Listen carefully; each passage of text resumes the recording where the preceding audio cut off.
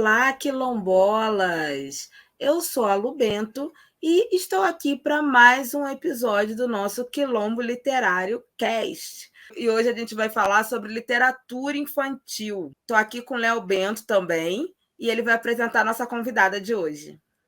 Olá, quilombolas. Eu sou o Léo Bento e hoje nós estamos aqui com a Heloísa Pires Lima. A Heloísa, né, como me coube, né, essa honra aqui de poder apresentá-la, eu vou trazer para vocês que a Heloísa, ela é natural de Porto Alegre, veio para São Paulo ainda criança, e ela estudou psicologia na PUC e ciências sociais na USP. E também lá ela fez mestrado em antropologia e doutorado em antropologia social. A linha de pesquisa dela inicial, né, era história e antropologia, traçando alguns aspectos ali das representações culturais e relatos de viagem e arte ao longo do século XIX. A Heloísa também ela foi responsável pela criação do Selo Negro, Selo Negro Edições do Grupo Sumos, né, que foi uma editora que publicou diversos autores e autoras negras e negros ao longo do finalzinho ali de 1999 e 2000. Ela tem muitas obras, né, publicadas, eu vou citar algumas delas aqui, como Orgulho da Raça, Histórias da Preta, O Espelho Dourado, Benjamin, o Filho da Felicidade, O Comedor de Nuvens, O Maribondo do Quilombo, O que a Anja contou para a criança negra e O Coração do Baobá. Bom, acabei de apresentar a Heloísa e agora ela vem aqui para conversar um pouco com a gente. Lu, é contigo. Bem-vinda, Heloísa. É um prazer recebê-la aqui no podcast do Quilombo Literário. A gente fica muito feliz, né, de ter essa oportunidade, principalmente da gente poder falar de literatura infantil, né, que é um tema que me toca muito, é um tema que eu pesquiso, né, há algum tempo, que eu falo sobre isso há algum tempo nas redes sociais, e agora estou pesquisando no mestrado, então poder conversar com você sobre esse tema é uma honra e eu fico muito feliz por essa oportunidade. A honra é toda minha. Acompanho esse casal aí faz um tempão, né? Então vai ser gostoso. Ai, obrigada. Para começar, assim, eu já queria saber como que você começou a escrever, a olhar para a literatura infantil, né? Como é que foi esse processo de olhar para essa vertente da literatura, né? Que muitas vezes as pessoas começam a escrever na literatura adulta, às vezes nem considera a literatura, né? A literatura infantil. E você tem muitas obras voltadas para o público infantil, então eu queria saber como é que foi esse começo. O começo foi com as crianças, né? Então, eu sempre digo que eu tive uma escola aqui em São Paulo, né?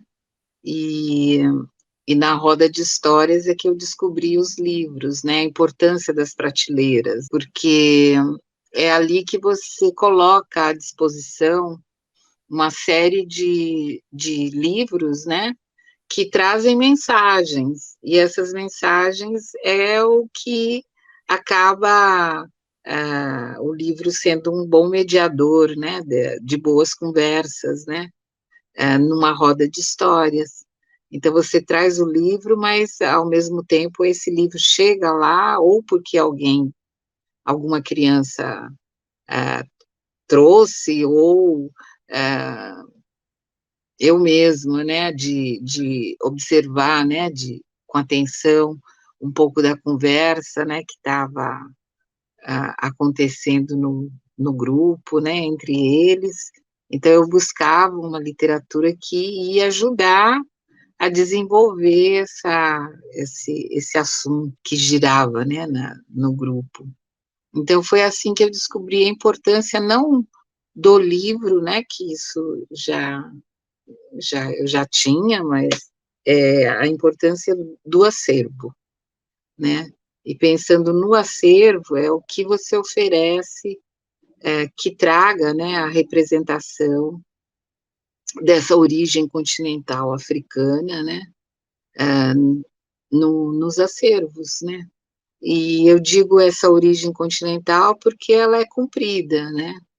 Ela tem a África, muito desconhecida, né, por nós, assim quanto o repertório a ser difundido, né, para as infâncias e adolescências, mas tem toda a diáspora, né, tem toda a reconstrução, né, dessa origem, que é viva, né, ela é viva, né, então ela se comunica. E são repertórios que estão muito ausentes, né, ainda, nos acervos literários, né, então abaixa a nossa ignorância e vamos produzir literatura, né. Sim, eu tenho percebido muito, assim, cada vez mais a gente tem mais autores, né, brasileiros produzindo livros, autores negros brasileiros produzindo livros, né, produzindo literatura infantil.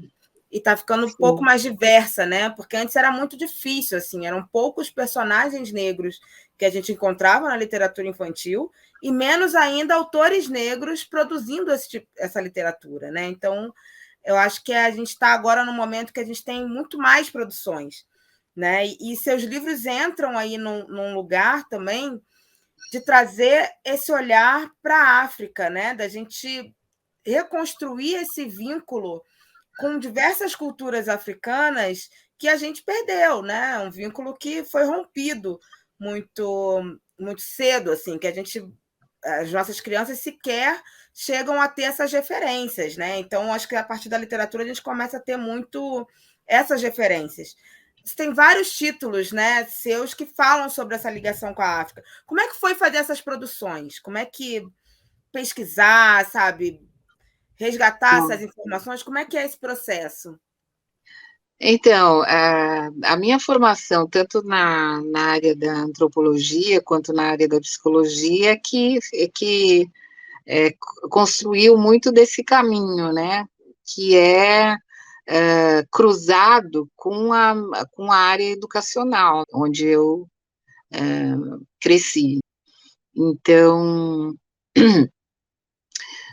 o que eu notava muito nos acervos, e na minha infância mesmo, né, observando a minha infância, o que chegava de repertório, de referência sobre as sociedades africanas? Primeiro, que era muito pasteurizada, né, a informação, né, então a África que chegava no meu caso, né, pela Verbo, que é uma editora portuguesa, de língua portuguesa também, né, assim, tem todo a, a literatura para difundir, né, uma língua, né, no continente africano. Então, eu descobri que eram, depois de adulta, né, que todos esses contos africanos, eles nunca traziam que sociedade produziu, né, criou aquele repertório, né, e então era uma África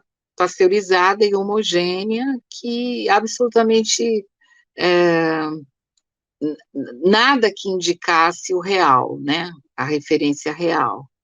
E foi assim que eu comecei a prestar mais atenção nisso e ter mais cuidado quando escrever para criança, falar de uma África que não é abstrata, não é desconhecida. E aí, cruzando com a área de educação, aqui no Brasil, os educadores, de modo geral, eles expressavam, né, que assim, tinham algumas expressões, né, a África lá se fala a língua africana, lá tem a religião africana, uma homogeneidade que é absolutamente irreal. Então, eu comecei a produzir os livros sempre indicando qual era o lugar, né, de onde aquela referência vinha, né. E o conjunto dos livros é quase que um quebra-cabeças, que você recompõe diferentes sociedades africanas. Então, o Histórias da Preta, que é um livro de 1988, 98, desculpa, ele trabalha, é a história de uma menina uma menina negra que quer saber qual é a diferença entre ser uma menina negra e todas as outras meninas, e aí ela vai fazer a jornada em busca dessa resposta. Mas ela só faz perguntas, ela não responde nunca. Então, nesse perguntar, ela traz, na época, né, 3 origens, a origem Banto, a origem Yorubá e a origem Fon, que era um pouco como a gente começou a desvendar, assim, né, aquele continente imenso, né, então parece que tinham só essas 3 origens, e aí a literatura me ensinou também a adensar mais, né, a produção de conhecimento, e aí eu cheguei em 2010, acho, 2006, a descobrir que, ao invés de falar com África, o melhor era conversar com Áfricas, né, com as diferentes Áfricas. E foi aí que eu escrevi o A Semente que Veio da África, que é um livro onde eu convidei o Mário Lemos, que é de Moçambique, o Jorge Neca, que é da Costa do Marfim, e a Veronique Tádio, né, que ela mora ainda na África do Sul, e eu, né, então todo mundo fala de uma mesma árvore, que vai mudando de nome, né, então a árvore chama Embondeiro num lugar, no outro lugar ela chama Baobá, no Brasil ela chama Maria Gorda e mais 500 nomes, né, e essa árvore tem um fruto, desse fruto tem a semente, da semente, né, essas diferentes Áfricas inventaram jogos lógico-matemáticos, né, jogos com as sementes e tal, aí tem os tabuleiro para o jogo, que é a expressão de uma África artística, assim, que é absurdo, né, como um simples pente é uma obra de arte, né, e desde a seleção da madeira, né, então a semente que veio da África, ela possibilitava uma entrada, e é um livro que até hoje, né, é bastante usado na sala de aula, para desdobrar, né, a produção de conhecimento sobre o continente africano, de uma maneira diversa, né, o continente é diverso, então uma mesma árvore, ela pode demonstrar isso com primor, né, porque ela vai mudando de nome, daí tem os provérbios que são inspirados nessa árvore, né, então a sabedoria como o tronco de um embondeiro, sozinho ninguém consegue abraçá-lo, né, porque a árvore é gigante, e tem as questões ecológicas mesmo, né, então o baobá é uma árvore que não é uma árvore, na verdade, ela é uma planta que vive mais de 1000 anos, né, e que atualmente quase que os baobás mais velhos estão morrendo também, que é uma incógnita, e que ninguém sabe por quê, e ele é um símbolo, né, tem a forma como muitas Áfricas se relacionam com essa planta, né, com essa árvore, ela é uma fartura de cultura, né, porque ela é ligada a diversos aspectos da vida, né.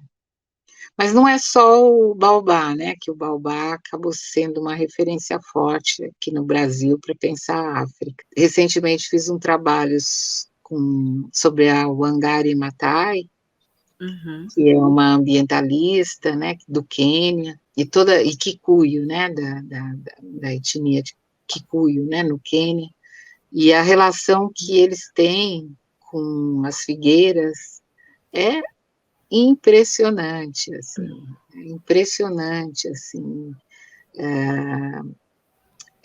é quase que como um presente, né, para quem faz ficção, mas ao mesmo tempo é uma ignorância que a gente também tinha, né, eu tinha, de como a relação com as figueiras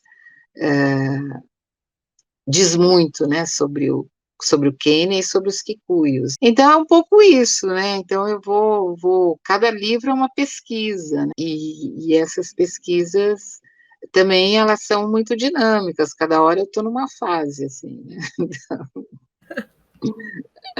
Ou num lugar. Né? Maravilhoso. E foi interessante que você falou isso das árvores, né? E já fez um link com a questão ambiental, né, que a gente também pode olhar para esses livros que estão falando de um protagonismo negro, que estão trazendo uma cultura africana dessa maneira ampla, né, integrada com todos os temas que a gente discute, né, na sociedade, que a gente discute na escola, né, porque muitas vezes a gente não, né, mas os educadores, quando inserem esses livros que estão falando sobre África, eles inserem, né, em novembro a gente vai falar sobre África, sobre negro, e nesse ponto específico, como se esses livros produzidos por autores negros e que tivessem com esse protagonismo negro nos seus personagens, ou essa temática africana, mostrando uma pluralidade de Áfricas, só servisse a um determinado fim. Quando traz isso e mostrando vários outros temas que podem derivar daí, né, mostra a riqueza também dessas obras, né? Exatamente, você disse tudo, assim, é exatamente isso, né, quer dizer, quando eu comecei, que foi em 1995, como era importante você abrir, né, o escopo de visão sobre a referência dessa origem africana no literário, né. Então, o meu mais recente livro é O Rei que Assoviava, né, que pensando no meu neto, que nasceu no meio da pandemia, né, e a gente não conseguia, morrendo de medo, né, de encontrar, então cada um ficou no sua toca, e a gente não tinha comunicação com ele, a não ser pela tela. Então, o assobio foi a relação né, que possibilitou chamar a atenção dele pela tela, né, mas ele... assim, é como o conto de fadas que você traz para as crianças, né? Geralmente ele tem um castelo europeu lá no fundo, né? Ele tem o que se come, né? A maneira de andar, de vestir, né? Sempre é uma referência, mesmo que sejam animaizinhos, né? Eu saí desse indicativo, né? Agora é essa África que eu estou falando, né? Daquela África que eu estou falando, daquela outra África que eu estou falando, para fazer uma África genérica. Então, o livro, ele compilou pelas ilustrações, a gente pode falar dos ilustradores também, né? A Flávia Carvalho, né, que é uma menina baiana que fez as ilustrações dessa obra que saiu pela Passarinho. Então, já na abertura, tem o céu é cheio de... referências adinkras ali, né? Exatamente, são os adinkras, né, que estão aqui. A coroa do rei é inspirada na coroa de uma rainha, eu não vou lembrar agora acho que ela é de Camarões, né? O tambor é africano, é cheio de baobás, né? Os cavalos são adornados, por exemplo, o cavalo do rei, né? Do rei que assobiava. Aqui é uma referência bambara, né? Que os bambaras, eles têm uma máscara que faz a dança da fertilidade no solo, né? E eles usam essa máscara, né? Então, essa máscara, ela é dourada, e aqui são os adornos do cavalinho, do rei, são micro-referências a diversas Áfricas, né? Então, tem o pano, o tecido. No Noroeste tem realmente um festival da cavalaria, né? E como os cavalos são adornados, né? Então, tudo isso foi inspiração. Também a arte rupestre que existe no continente, muitas cavernas, né? De norte a sul. A Flávia pegou isso, né? Então, as flores das capulanas, enfim, e aí termina, porque a historinha ele sobe, desce, vai, vem, é toda onomatopeia, é para criança pequena, né? Então tem o vento que faz voo, tem o clop-clop do cavalo, tem ele está com frio, aí vê um pinguim, daí faz um atitim, né? Aquela coisa, né, de você brincar. Mas aí no É uma final, quando ele delícia de ler com os pequenos, né? é uma delícia. E quando ele vai dormir, aparece uma lua. Só que essa lua tem todo o fenotipo negro, porque geralmente a lua ela é europeia, né? Ela tem o nariz Uhum. fininho e tal. Então são esses pequenos, essas nuances muito Detalhes. delicadas, muito pequenas, que é o que está faltando mesmo, né? De você apresentar, né? Para a gurizada. Agora eu estou muito nessa fase. Assim.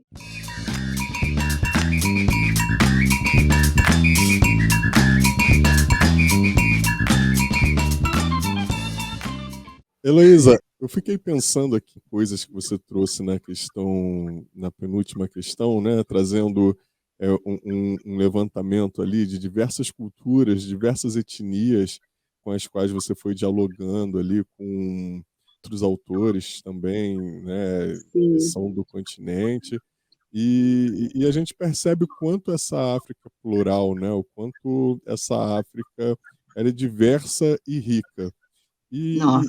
e aí eu fui fazendo uma relação, né, com algo que eu vivenciei quando era criança, quando eu tinha ainda a idade assim das minhas filhas, entre 9 e 10 anos, né? Eu tive uma professora de geografia que aquilo me marcou, porque essa professora, ela dizia que o período escravocrata no Brasil, né, que é a escravidão no Brasil, ela foi importante para a população negra, porque a população negra não sabia nem falar uma língua, né, enquanto estava em África.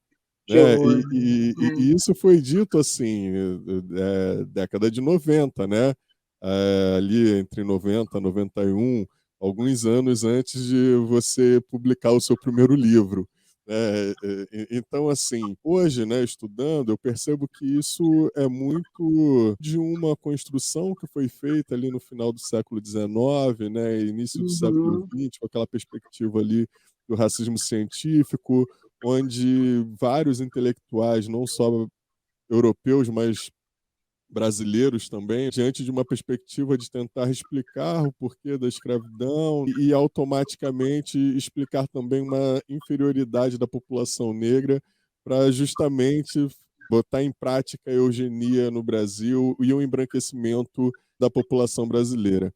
Quando a gente relaciona isso, né, com a África, a gente percebe que naquele período também, né, o que estava acontecendo em África, à torta e à direita, era o processo de neocolonização, né? De colonização do uhum, território de todo o continente africano. E aí a gente tem figuras emblemáticas, né? A gente tem figuras emblemáticas na literatura voltada para as crianças, né? Na literatura infantil desse período. E eu queria pedir à senhora para ver se há possibilidade de fazer isso, que seria uma relação entre o Monteiro Lobato, que temos aqui, né, como o ápice da literatura, como é colocado, né, infantil, uhum.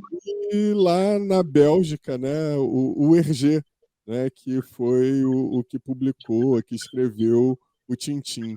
Como é que a gente poderia relacionar essas duas figuras históricas, né, que estão escrevendo para um público infantil ou infanto-juvenil e que trazem aspectos, né, daquele período ali que marca né,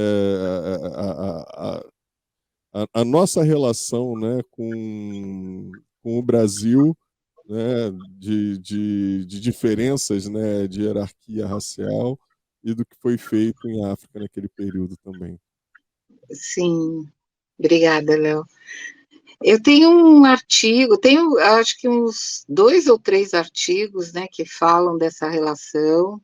Uma especificamente, ela vai para a Bélgica, assim, para tentar buscar esse paralelo, né, com o Hergé, que é o autor do Tintim, né, e o Tintim é uma revista que assim, é, é expressão do imperialismo, assim, né,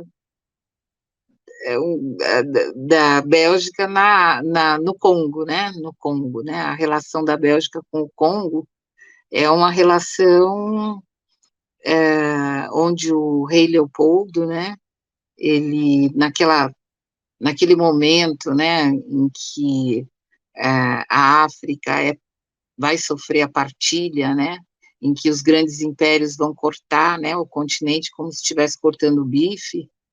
Então, a Bélgica, não a Bélgica, mas o rei belga, ele ele reivindica essa região, né?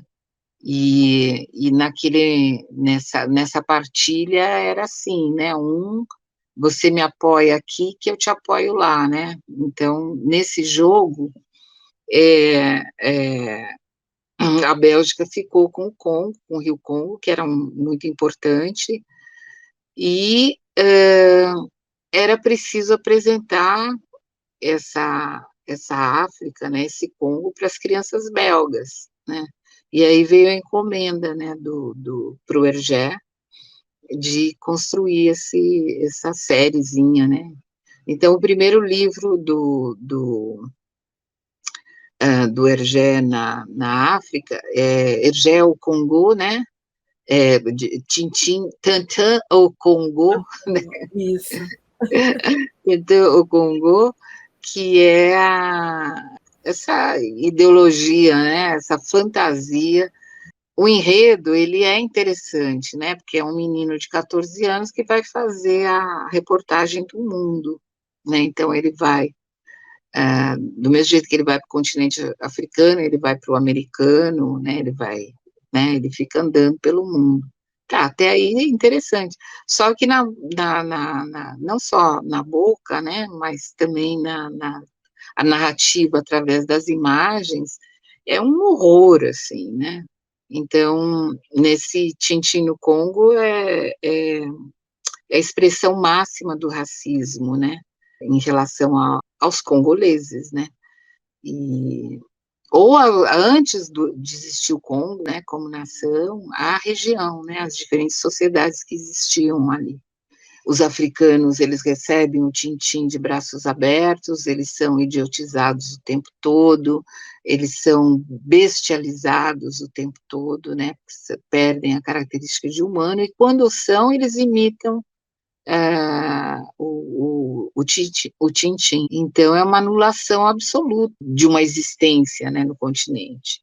Mas isso tem uma tradição literária, que no século XIX, a gente começa com Júlio Verne, né, que também tem uns artigos que eu trato disso, né, então o Júlio Verne, também o primeiro livro de sucesso dele, ele vai para a África, né, e era uma África onde um dos capítulos chama São Todos Macacos, e aqui no Brasil, correspondendo ao Hergé, né, que o Hergé na Bélgica é um ícone, né, assim, ele é o representante, né, da produção para criança, né? E no Brasil a gente tem esse representante, né? Que até hoje o Dia da Literatura Infantil é o dia do aniversário, né? Que é o Monteiro Lobato. Então, e o Monteiro Lobato, ele faz parte, né, não só a produção dele é reflexo da biografia dele, né? Então, é uma biografia que frequenta os grupos racistas, né, que ele tem um livro que vai defender a Ku Klux Klan, né, e ao mesmo tempo todo o circuito, né, de amigos, né, tem tem esse vínculo, né, com, quer dizer, uma disseminação do racismo brasileiro, né, e o que acontece, né, lá na Bélgica, um congolês entrou com uma ação, né, dizendo que ele não queria que os filhos dele vissem aquela representação do Congo dele, né. E o menino chama Bienvenu. Tem um artigo que eu fiz na época, eu acompanhei por um bom tempo, E aqui no Brasil também foi a polêmica do Caçadas no Pedrinho, mais ou menos na mesma época, né? Então foi um momento importante, do ponto de vista da produção editorial, de ser absolutamente questionada, né?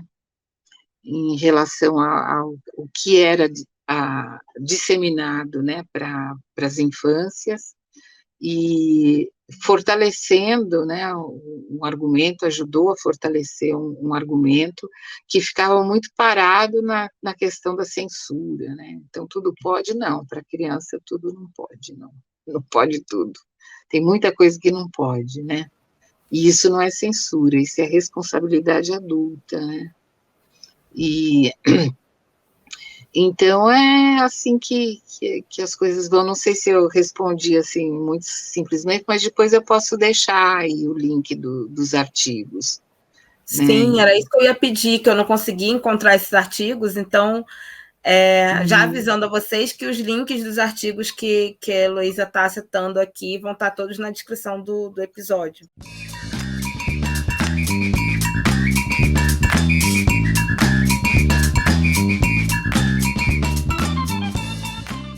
E aí eu queria que você falasse um pouco mais também dessa...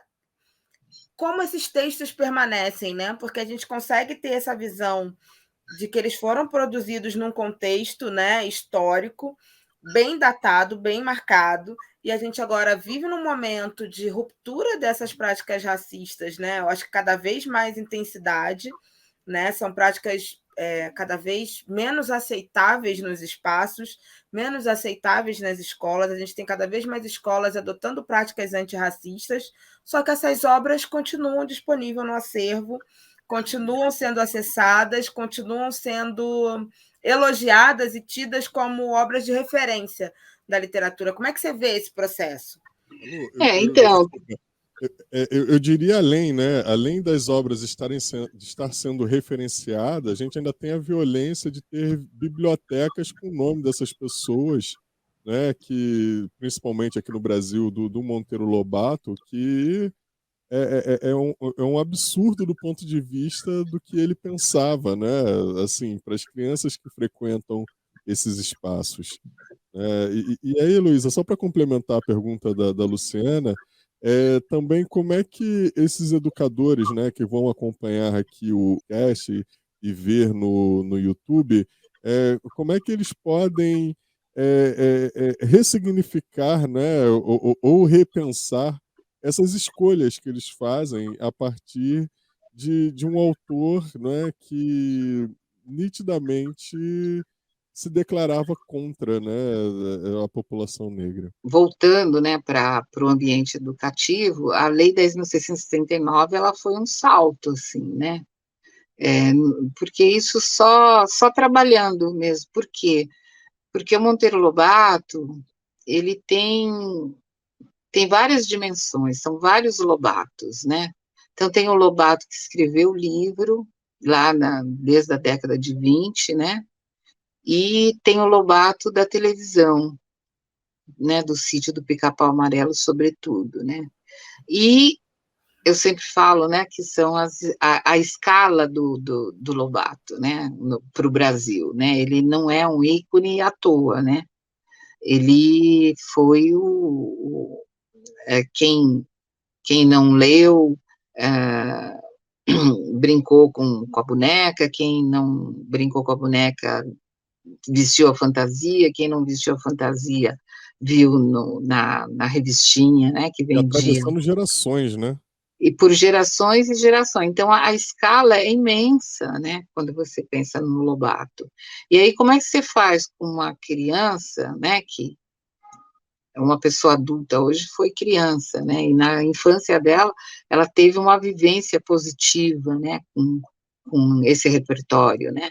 E a TV, sobretudo, né? Então, a televisão, essa passagem da escrita, da literatura, do original para a TV,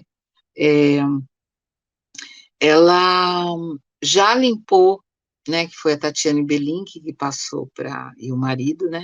Que fizeram, né, a adaptação para a TV, a primeira, né, porque ela teve em várias TVs, TV Tupi, TV Globo, passou por várias emissoras e tal, e nesse meio acabou absorvendo muita gente boa, né? Então, por exemplo, quando você vê o Sítio do Pica-Pau Amarelo, imediatamente você já vê a musiquinha do Gil, né? Uhum. E então isso afetivamente, como é que você tem que trabalhar com isso, né? Toda essa tem a Maria Clara Machado que escreveu muito dos textos, né? Mas todas as teses que trabalham essa passagem, né, da escrita para a TV, elas são unânimes em afirmar que muita coisa mudou, porque o Lobato é um horror na informação que ele passa, né, assim, é muito desatualizado, né, então diz que tem erros horrorosos, assim, quando ele fala nas áreas, né, então tem problema de toda ordem lá, né, e a adaptação para a TV, ela conseguiu, né, mexer nas noções de física, de química, né, tudo que tinha lá, mas não mexeram no racismo, né, e aí estourou com Caçadas de Pedrinho, né, que foi em 2013, né, escrevi tanto sobre isso também, logo em seguida, porque eu estava trabalhando muito com a representação, né, da Anastácia, e aí estourou Caçada de Pedrinhos, com um viés eleitoral, né, e daí virou, estão tirando, estão proibindo, né, estão censurando, né, o Lobato na escola, para as crianças e tal, e daí foi um rebuliço, né, então, mas hoje em dia, muitos dos que na época me condenaram por escrever, né, hoje me agradecem, assim, né, vira e volta, chega um do meu lado e fala assim, muito obrigada por ter feito o alerta, né, é minha área trabalhar com representações culturais, né, e então eu comecei a escrever literatura porque não tinha essa referência, né, mas eu não abro mão não da teoria, porque eu não fui para academia, né, e escrevo muito artigo com linguagem de fácil acesso, né, e tal, assim, bem fundamentados, né, então, é um pouco isso. Agora, isso tem que ser transformado em informação, né, mesmo, de ter um espaço de conversa, porque eu trabalhei muito com os municípios, né, e eu vejo, assim, eu gosto do osso duro, né, aquele que nunca trabalhou a questão, então ele vai chegar lá com todos os preconceitos, assim, na ponta da língua, então é desse povo que eu gosto, né, e daí você cria dinâmicas, né, e o quanto que eu vejo, assim, que é possível você conseguir ampliar, né, assim, a visão, né, dos educadores em relação a isso, se você sai do fla-flu, né, então são dinâmicas, são estratégias que você vai criando, aqui em São Paulo a gente teve umas muito boas na época do Haddad, né, que foi o Leituraço, né, que os professores tinham que ler os livros, escolher um para contar, né, para a turma, e nisso, na época eu estava, né, no grupo voltado para relações raciais, e o quanto que a gente viu, né, os professores, assim, que descobriram livros, né, descobriram, se apaixonaram pelos livros, e botaram debaixo do braço, e saíam contando, e isso era a grande aliança, né, que foi feita para a temática andar, né, então é possível você mudar, né, um ambiente racista para um ambiente que consiga, né, ampliar um pouco a visão.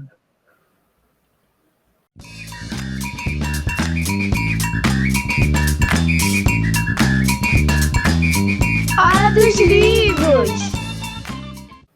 Lu, eu acho que a gente já está quase chegando naquele momento de indicar os livros, né? Para que a gente possa se despedir da nossa convidada. Então, eu queria assim aproveitar nesse momento de indicação de livros, né, e pedir para a Heloísa falar um pouco sobre os livros. Ela já falou um pouco sobre um livro que é bem para pequenininho e falou um pouco da Preta, de Histórias da Preta, né, que eu acho que é um livro legal assim para o Fundi 1, para as crianças que estão com, né, 8, 9 anos por aí, até maiores. Eu queria que ela desse algumas dicas assim também por idade entre as obras dela. Tem o Pescador de Histórias, que é para fundamental, assim, o Pescador de Histórias foi um livro que ajudou muito na pesquisa da sala de aula, né? Porque é um personagem que navega, né, pelos rios de África, 4, né, um lá em cima, né, um embaixo, do lado de lá, do lado de cá, e ele nunca aporta, né, então ele anda pelas águas e, de repente, ele ou mergulha ou pesca peixe, não, histórias. Que história? Histórias em torno daquele rio, né?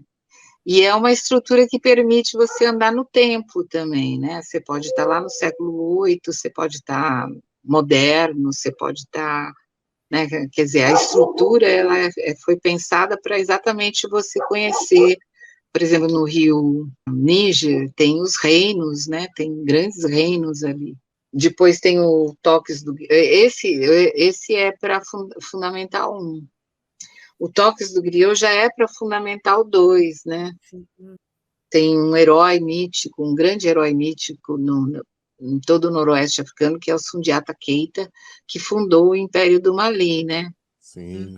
E aí o Toques do Griot vai falar do griot do Sundiata Keita, né? Então, até hoje, quem conta essas histórias são as coras africanas, que é um instrumento, é uma harpa, né, de cordas, tocada com os dedos, e tem 21 cordas.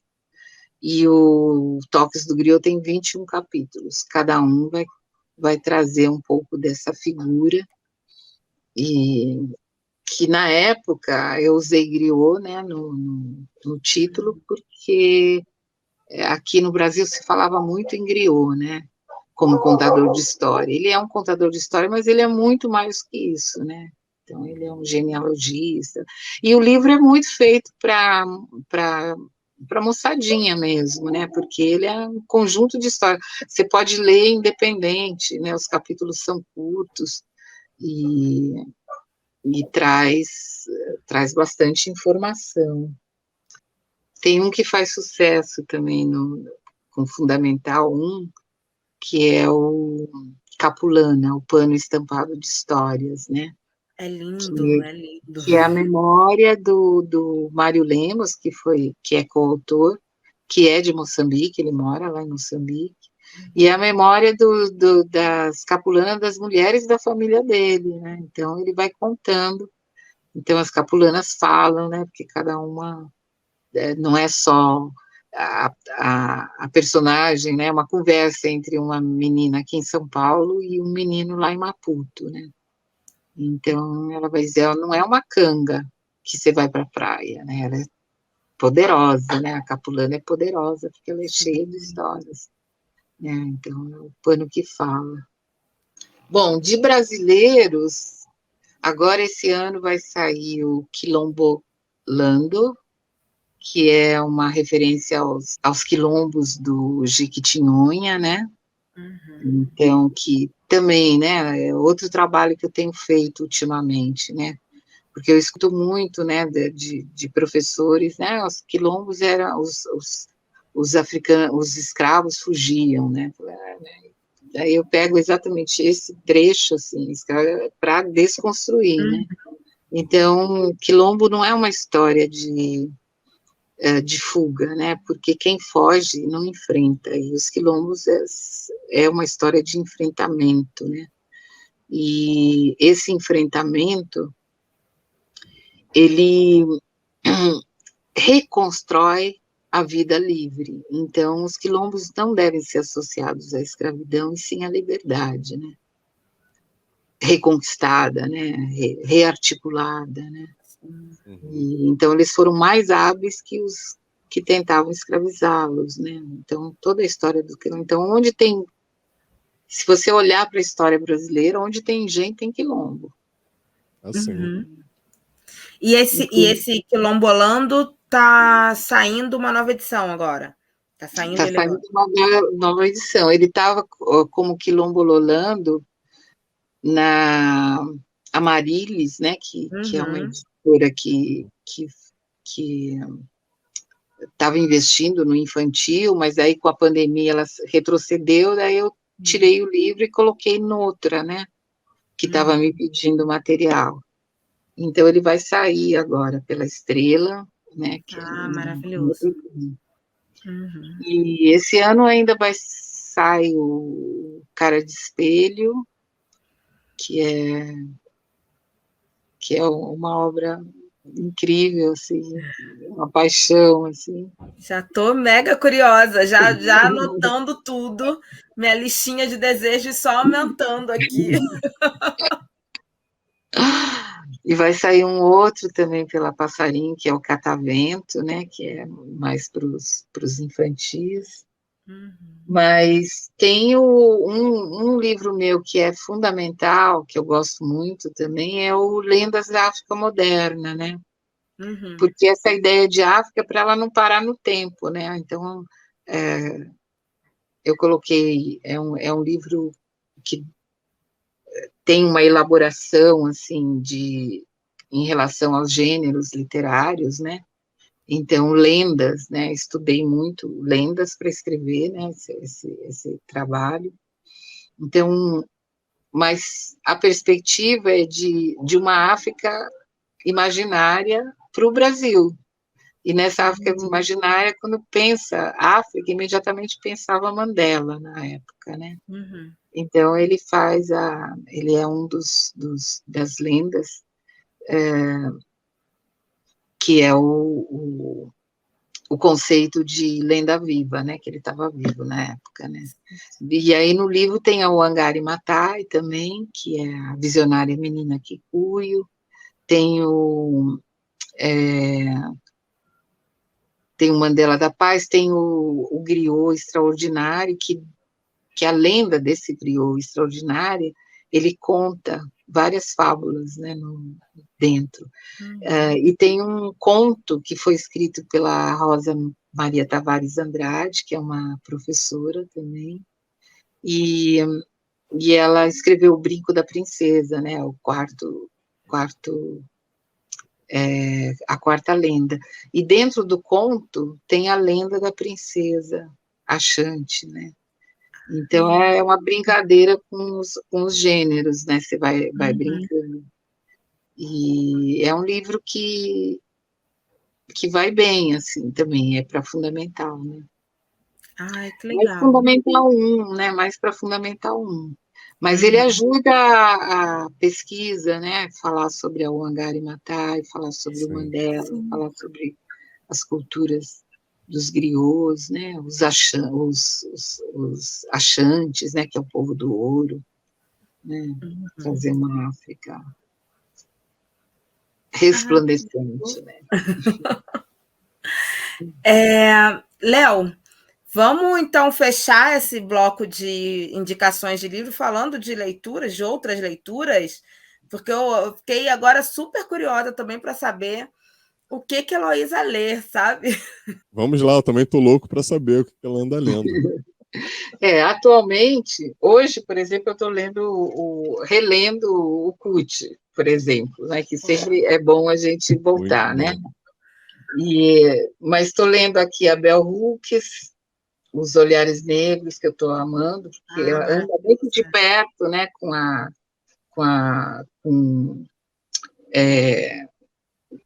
a minha visão, né, também, né, em cima das representações. Infantil, eu estou lendo 500 ao mesmo tempo, né? Eu sei bem como é. Estou lendo mesmo, assim, muito do que saiu, do que tem saído, assim, porque tem saído coisas tão boas, tão boas, tão boas, tão boas, tão boas, tão boas, tão boas, que é um aprendizado, né? É um aprendizado, não só a delícia do momento, né? Mas você vai acumulando, assim, então tem obras muito boas, assim, novas. Estou lendo também literatura infantil coreana. Olha, legal. Estou fazendo umas misturebas, assim. Então, mas são pesquisas, né? São pesquisas que eu faço, né?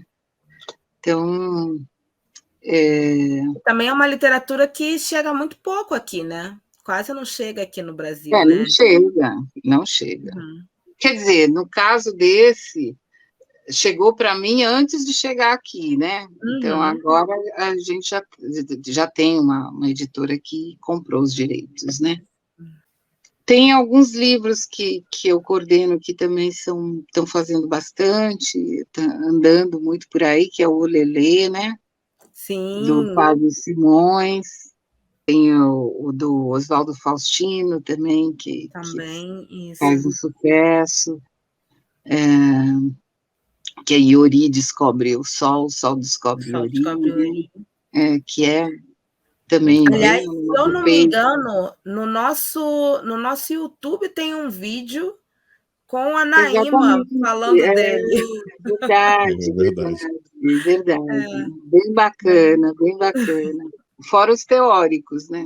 Fora os teóricos, né? E aí, como você já deu a deixa do teórico, eu já vou emendar com o teórico, que eu acho que tem muito a ver com o nosso assunto, né? Eu pesquiso literatura infantil, eu pesquiso Meninas Negras na literatura infantil, e a minha dica de leitura é o livro da professora Maria Anória de Jesus de Oliveira, Áfricas e Diásporas na Literatura Infanto-Juvenil no Brasil e em Moçambique, que é derivada da pesquisa dela, né? Que eu acho que é uma boa leitura aí para quem se interessa por esse tema e gostou da nossa conversa, né? Quer se aprofundar mais, eu acho que é um livro bacana aí.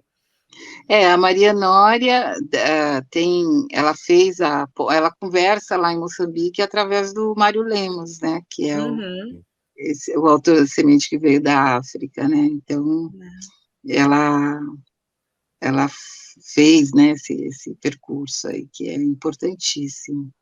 É uma boa dica mesmo, né, Maria Nória? É assim. Eu vou aproveitar para indicar também um livro que não está, né, relacionado diretamente com a temática que a gente discutiu, que foi literatura infantil, mas um livro que tem muito a ver com o momento que a gente está vivenciando, né?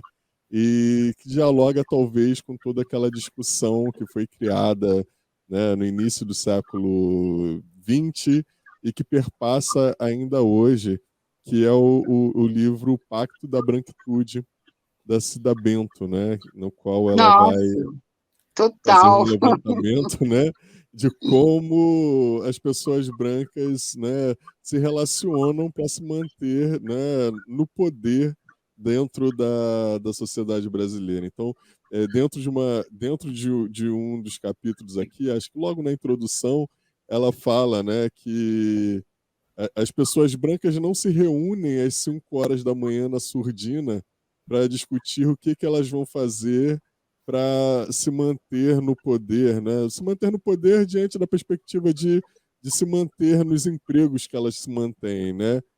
Elas não se reúnem às 5 horas da manhã, mas a forma como elas atuam na sociedade é como se isso fosse feito, né? E aí ela vai discorrendo, né, a partir da carreira dela, né, enquanto psicóloga, gestora de RH, não é? Como é que ela foi percebendo, né, essas relações, né, nessa construção, né, de quem emprega quem, né, e quais são os serviços, né, ou os trabalhos que são delegados para brancos e para pessoas negras dentro do Brasil. Sem dúvida. A Cida Bento, ela não só tem uma precisão, né, como tem um olhar muito aguçado e tem uma fala muito contundente, né? Então, eu tenho trabalhado muito com ela e aprendido muito, e é fantástico, fantástico. Assim como a Sueli Carneiro também, né? E que tem assim, essas duas mulheres maravilhosas têm tomado a frente, né? E que deixam que sempre construíram um legado muito forte, né? Mas agora ele está muito evidenciado, né? Então, são duas mulheres fantásticas, fantásticas, fantásticas. Né? Oi, Heloísa, fala com a Cida que a gente é legal, para ver se ela vem aqui um dia. Ia ficar legal. Lu Bento, Léo Bento e Cida Bento. Cida Bento, perfeito, perfeito. Falo sim. Né, eu gosto muito de vocês, acho que vocês estão aí, né, nessa construção aí. Ai, tomara que role aí algum dia esse encontro. Foi um prazer, foi maravilhoso tê-la aqui conosco, né? Foi maravilhoso ouvir, né, tudo que você pôde compartilhar com a gente. Estou muito feliz. As indicações vão estar todas lá, né? Como eu já disse na descrição do episódio, no nosso Instagram. E obrigada, Luísa. Assim, eu só tenho a agradecer. Né? Eu fiquei muito feliz com essa conversa, uma conversa muito rica. Eu que agradeço mesmo. Acho que sempre a gente tem que estar ocupando os espaços, né? E é isso. Eu acho que vocês fazem de uma maneira comedida, mas sabem muito bem o que estão fazendo, né? Então, parabéns aí, muito obrigada. Obrigado, Heloísa. Até a próxima. Tchau, tchau. Até a próxima, então. Tchau, quilombolas. Tchau. Até o próximo episódio do Quilombo Literário. Sucesso aí.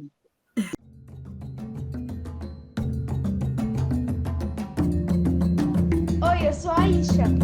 Oi, eu sou a Naíma. E este podcast tem o apoio da Casa Olhar.